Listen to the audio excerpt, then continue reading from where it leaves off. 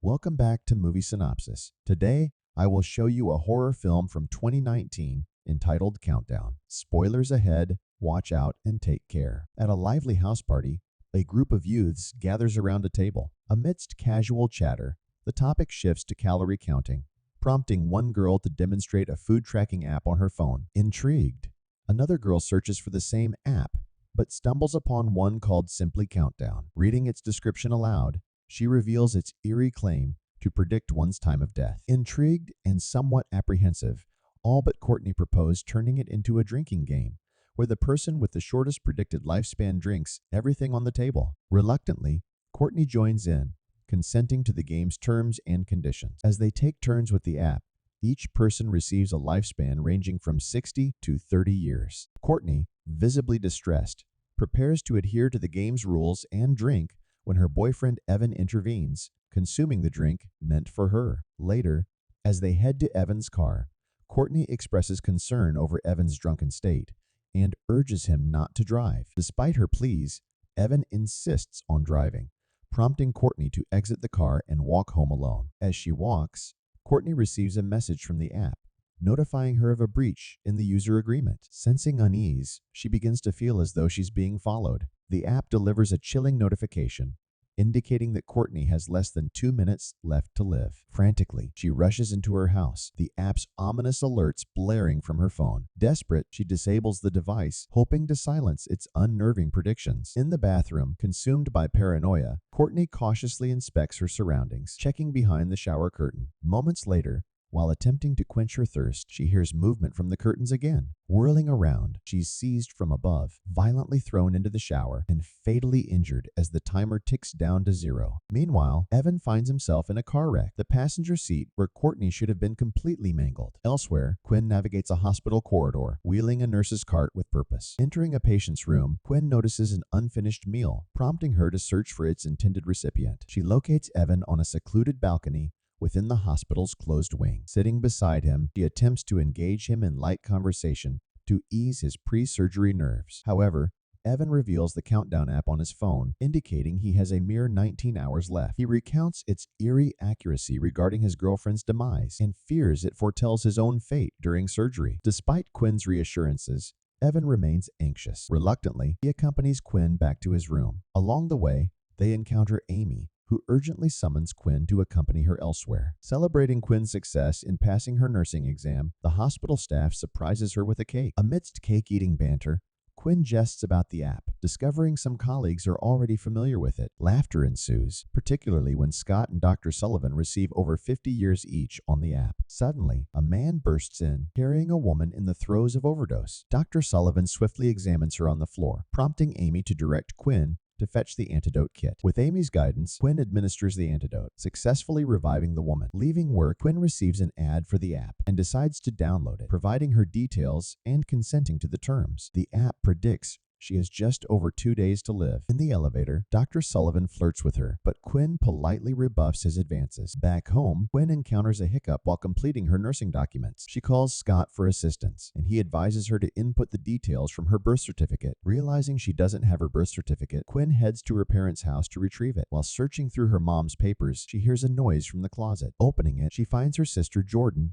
and her boyfriend. After he leaves, Quinn admonishes Jordan, sparking tension between them about Quinn's perceived overbearing nature. In an attempt to reconcile, Quinn shares news of her nursing achievements, but their conversation is interrupted by their father waking up. Quinn's father warmly welcomes her and suggests they visit her late mother's grave together. Meanwhile, Evan, preparing for surgery, notices he has roughly 3 minutes left. As he leaves his room, the app notifies him of a breach in the agreement. Terrified, he sees a menacing figure in the mirror, though nothing is there. Fleeing to the stairwell, he finds himself trapped in darkness as the countdown persists, relentlessly haunting him. As Evan hears approaching footsteps in the stairwell, he illuminates the darkness with his phone's light, but finds no one below. Perplexed, he glimpses what he believes to be Courtney, but it's a sinister presence advancing towards him. His phone tumbles down the stairs, and as the countdown concludes, he plummets as well. Shortly after, Quinn arrives at work and learns of Evan's fate from Amy, prompting her recollection of the app and its unsettling implications. Seeking closure, she assumes responsibility for Evan's room, taking possession of his phone. Aware she needs his fingerprint to access it, she ventures to the facility basement where his body lies. After several attempts, she unlocks the phone using his face, only to witness the countdown's grim conclusion. As she picks up the phone,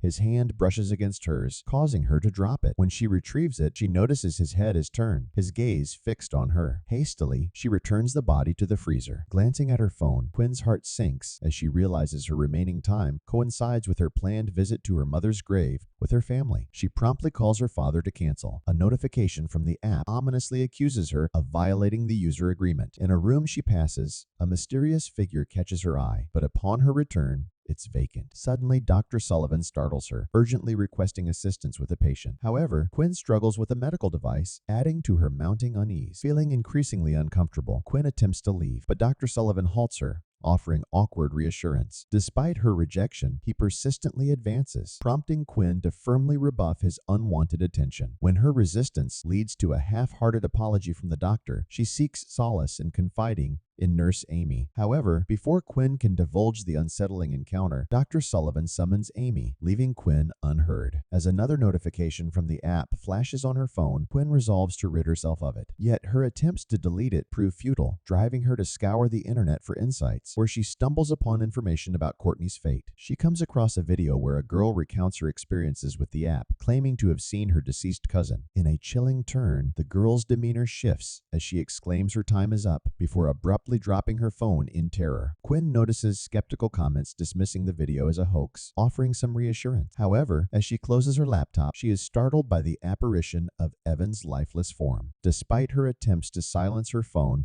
the relentless countdown persists. Overwhelmed, Quinn seeks refuge in her car, succumbing to exhaustion as she drifts into sleep. In the morning, Jordan rouses Quinn from her slumber. They ascend to Quinn's apartment, where Jordan discovers Quinn's shattered phone, prompting her to notice the ominous app notification signaling Quinn's impending demise. Despite the gravity of the situation, Jordan maintains a lighthearted demeanor, playfully bantering with Quinn about the app's grim forecast. Sensing Quinn's unease, Jordan requests to stay with her, citing their father's impromptu work trip. Quinn rebuffs the offer, leading to a tense exchange before Jordan abruptly departs. As Quinn grapples with the unsettling reality of her situation, she accidentally cuts her finger on the broken screen. Later, Quinn finds herself in a store, purchasing a replacement phone in an attempt to regain a semblance of control over her circumstances. Quinn eagerly unwraps the new phone before the cashier can complete the transaction. With a fresh device and SIM card in hand, she wastes no time in scrutinizing the contents for any sign of the dreaded app. Despite her initial relief at not finding it, her hopes are dashed when yet another notification pops up, confirming the app's unwelcome presence on the new device. Seeking a solution, she queries the cashier about the app, prompting an unsuccessful attempt to remove it. Frustrated but undeterred, Quinn departs, leaving another customer curious about the mysterious application. Alone in her car, Quinn nervously checks the app, only to be confronted by a chilling sight, a sinister figure lurking in the background of her rear camera feed. The chilling figure lurking in her rear camera feed remains elusive, its presence confined to the digital realm. Yet, in a sudden and terrifying turn of events, it materializes from the shadows of her car's back seat, seizing her in its grasp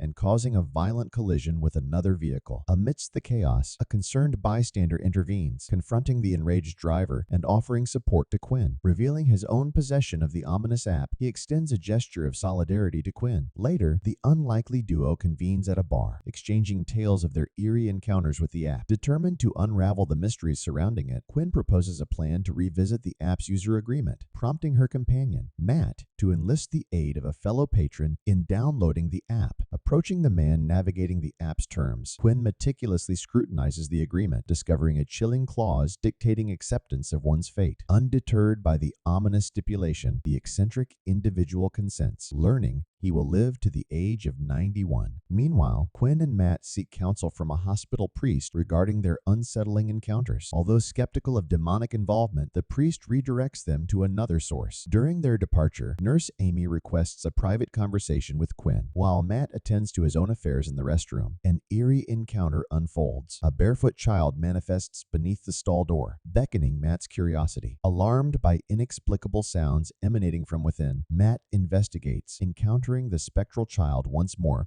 before darkness descends, prompting him to investigate further. In the eerie darkness of the restroom, Matt encounters a mysterious presence that assaults him, only to vanish when the lights return, leaving him shaken. Meanwhile, Amy escorts Quinn to a tense meeting with HR and Dr. Sullivan, where accusations are flung. Dr. Sullivan contends that Quinn instigated the confrontation, leading HR to propose her suspension. Despite Amy's disapproval, Quinn vehemently defends her actions before storming out. Rejoining Matt outside, Quinn senses his reticence about his own ordeal in the restroom. Haunted by the lingering echoes of his encounter, Matt remains tormented by the voice of his assailant. Seeking answers, Quinn and Matt venture into a church to consult the man recommended by the previous priest. In his office, the man eagerly shares an ancient tale involving a prince who defied a foretelling of his death, only to invite the relentless torment of a demon. Urging them to heed the warning embedded within the story, he advises them to seek a hacker's aid to dismantle the app. Determined, they approach Derek, the store employee, and persuade him, albeit with a bribe, to assist in their endeavor. Aware of the app's dubious nature, Derek teases Quinn and Matt for their credulity,